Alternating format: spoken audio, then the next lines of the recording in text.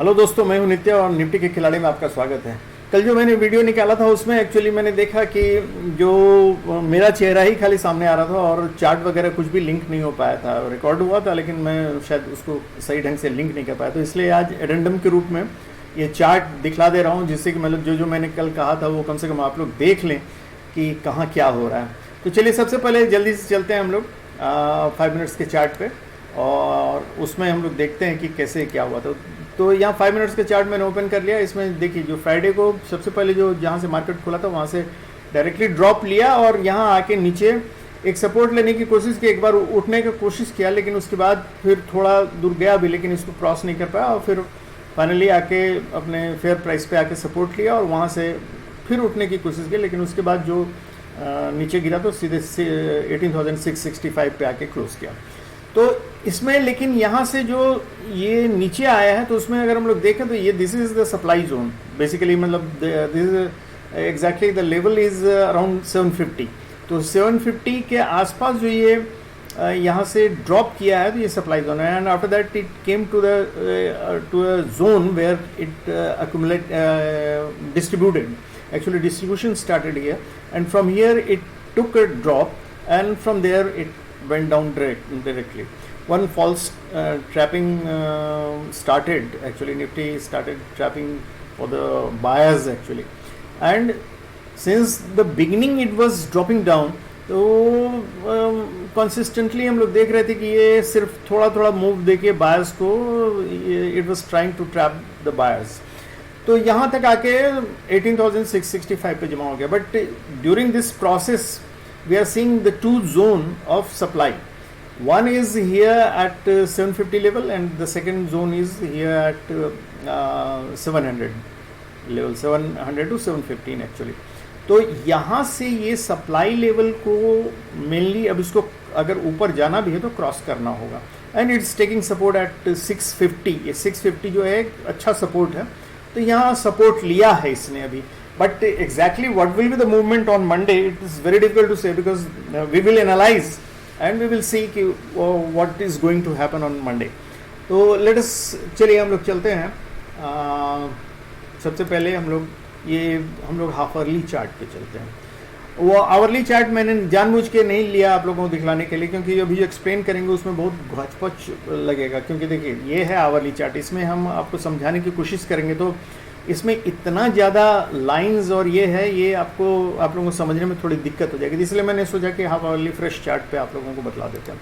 तो ये half hourly chart है दोस्तों, और इस पे आप लोग देखिएगा ये 665 के लेवल के आसपास ये ग्रीन लाइन जो देख रहे हैं, ये ग्रीन लाइन देखिए, इस लाइन पे बहुत बार आके निफ्टी ने सपोर्ट लिया है। अगर आप देखिएगा तो यहाँ आके सपोर्ट लिया है निफ्टी ने हर बार, और फिर ऊपर गया, फिर आया, फिर गया, फिर ऊपर आया। तो ये सपोर्ट बहुत स्ट्रांग है, एक तो ये चीज़ है। दूसरी बात ये है कि एक बार कोशिश भी की है इसको, जहाँ से ये गैप अप ओपनिंग लेके उसको तोड़ा था, इसको रेजिस्टेंस, चूँकि एक बार ये नीचे से जब आ रहा था ये रेजिस्टेंस का काम करता था, इसको तोड़ा भी था, तो लेकिन फिर यहाँ से गैप अप ओपनिंग लेके ये यहाँ से चला गया। तो ये एरिया बेसिकली एक सप्लाई डिमांड जोन का काम कर रहा है बेसिकली, और यहाँ से यहाँ तक ये जो एक गैप देके किया हुआ है ये है हमारा बेस।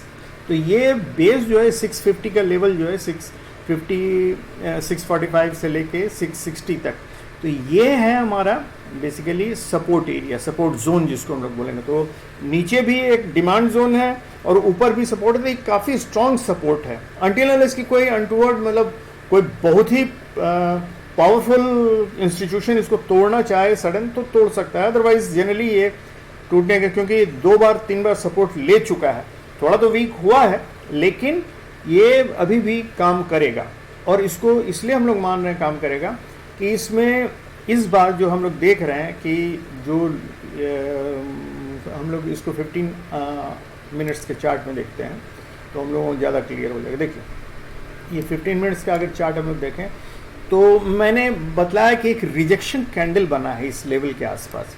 देखिए रिजेक्शन कैंडल जो होता है उसका वैल्यू किसी वैल्यूएबल एरिया के पास ही होता है, और ये वैल्यूएबल एरिया हमारा सपोर्ट एरिया है और डिमांड जोन भी यहाँ है। तो इसलिए ये रिजेक्शन जो कैंडल है, ये रिजेक्शन कैंडल इंपॉर्टेंट हो जाता है यहाँ।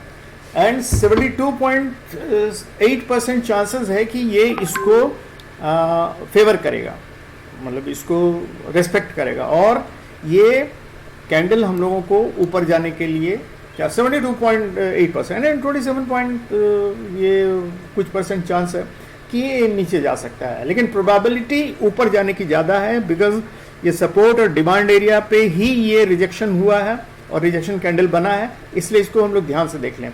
पिछले वीडियो में मैंने बताया था, रिजेक्शन कैंडल का इंपॉर्टेंस बताया था कि ये एक्चुअली होता है कि जितना भी इसका बॉडी होता है, बॉडी इसके शैडो से आधे से भी छोटा होना चाहिए, और इसका जो विक है वो इससे भी छोटा होना चाहिए, बॉडी से भी छोटा होना चाहिए, then it's a perfect rejection candle. ऐसा होने का तो थोड़ा बहुत इधर उधर हो सकता है, लेकिन परफेक्ट रिजेक्शन कैंडल के रूप में ये माना जाता है। तो देखिए अभी आपको दिखलाते हैं ये क्यों हम इसको बोल रहे हैं कि ये ऊपर जाने के चांसेस ज़्यादा। देखिए ये तो ऑब्वियस है, ये तो इसके लिए हमको कुछ नहीं करना पड़ेगा कि मतलब ये शेडो और बॉडी में कौन बड़ा है कौन छोटा है, तो ये आप देख के ही अंदाजा लगा सकते हैं कि इसके दुगने से भी मतलब आधे से भी छोटा है ये बॉडी इस शेडो से, ठीक है। और अब ये हमको रहा विक और बॉडी के बीच में, तो देखिए हम देखते हैं ओपनिंग और क्लोज को देखेंगे। ओपनिंग एंड क्लोज जो है वो बेसिकली बॉडी को बतलाएगा। तो ओपनिंग कहाँ है? ओपनिंग है 667.15 और क्लोज है 668.95। तो मतलब ये हो गया कितना, करीब ये हुआ आपका 67, मतलब 1.8 के करीब हुआ, ठीक है। ये बॉडी हुआ 1.8। और अगर वीक देखो तो हाई और क्लोज के बीच में, और हाई और क्लोज जहाँ है वहाँ, तो हाई है इसका 71.10 और क्लोज है 68.95, मतलब रफली समझ लीजिए वो 69। तो 69 मतलब 2 के करीब आता है। तो ये एग्जैक्टली परफेक्ट हम नहीं बोलेंगे इसको विक को थोड़ा और छोटा होना चाहिए था, लेकिन फिर भी ये एक रिजेक्शन कैंडल है and it is a good candle. तो इसको हम मान के चलते हैं कि चूंकि सपोर्ट और डिमांड एरिया पे ये बना है, तो ये एक रिजेक्शन कैंडल है और इसका कैरेक्टर है कि ये इसको यहाँ से ऊपर उठाएगा। तो एक प्रोबेबिलिटी ये है। तो चलिए अब हम लोग देखते हैं, अगर ये ऊपर उठा तो कहाँ जाएगा, नीचे गिरा तो कहाँ जाएगा। तो सबसे पहले हम लोग देख लें कि नीचे अगर जाता है तो कहाँ जाता है। तो नीचे जाने के लिए इसको सबसे पहले फ्लैट नेगेटिव या नेगेटिव ओपनिंग देना पड़ेगा। नेगेटिव ओपनिंग दो ही जगह हो सकता है, एक तो 650 को क्रॉस करके कहीं नीचे दे या 650 के आसपास दे। अगर 650 के ऊपर देता है तो चूंकि ये एक सपोर्ट एरिया है, तो ये कोशिश रहेगी कि ये ऊपर जाने का ट्राई करेगा। और यहाँ से ऊपर कहाँ जाएगा, तो ये सबसे पहला ये इसका 680 का एरिया आता है जो ये, या इसका लेवल जो हाई वाला है उसको क्रॉस करने की कोशिश करेगा। तो अगर कर गया तब तो ठीक है, नहीं किया तो ये फिर नीचे आएगा और नीचे आके सपोर्ट लेगा 620 के आसपास। 620 को भी अगर क्रॉस कर गया तो 585 एक सपोर्ट है, उसके बाद 550 और 500, यही इसका लेवल है। तो ये नीचे आने का लेवल हो गया। अब ऊपर जाने के लिए इसको क्या करना पड़ेगा? ऊपर जाने के लिए सबसे पहला इसका अगर निगेटिव ये होता है, नीचे की ओर ओपनिंग होता है, मतलब गैप डाउन होता है, तो वही 650 के आके यहाँ से सपोर्ट लेके फिर ऊपर जाएगा। एक तो ये हुआ तरीका। लेकिन यहाँ से अगर ऊपर जाएगा तो इसको सबसे पहले ये, जैसे मैंने बताया कि इस लेवल को क्रॉस करना पड़ेगा, और इस लेवल को क्रॉस करने में थोड़ा एफर्ट लगाना पड़ेगा क्योंकि नीचे ड्रॉप डाउन हुआ है। और यहाँ से अगर ऊपर जाएगा तो सबसे पहले ये 700 वाला जो लेवल है, 700 वाला ये लेवल 700 से 711, इस एरिया में आके इसको थोड़ा रेजिस्टेंस फील होगा और यहाँ हो सकता है ये थोड़ा टाइम वेस्ट करे। और ये टाइम वेस्ट करके अगर इसको मतलब यहाँ सस्टेन कर गया इसके ऊपर, तब फिर ये ऊपर जाएगा। अगर इसको इसके ऊपर हाफ एन आवर से ज़्यादा सस्टेन नहीं कर पाया तो हो सकता है फिर नीचे लौट आए, और नीचे का लेवल आप लोगों को पता है। नीचे अगर आएगा तो दोस्तों एक चीज़ याद रखिएगा, ये इस गैप को, एक गैप बना हुआ है जिसको फुलफिल करने के लिए आएगा। देखिए ये आप लोगों को दिखला देते हैं, ये है वो गैप। तो ये गैप सबसे पहला ये है 620 का लेवल, इसीलिए हम लोग बार बार बोलेंगे 620 पे आके एक सपोर्ट देगा, एक गैप फुल करेगा और उसके बाद फिर ऊपर जाएगा।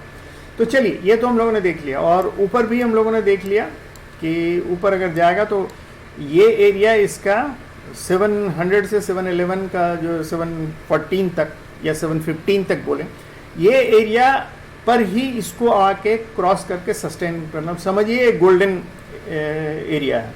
इस एरिया को अगर क्रॉस कर लेता और यहाँ सस्टेन ऊपर कर जाता है तभी ये ऊपर जा पाएगा, और ऊपर जाएगा तो सबसे पहले ये 730 के आसपास और वहाँ से 750 को क्रॉस करेगा, तो फिर ऊपर जाने का रास्ता खुल जाएगा।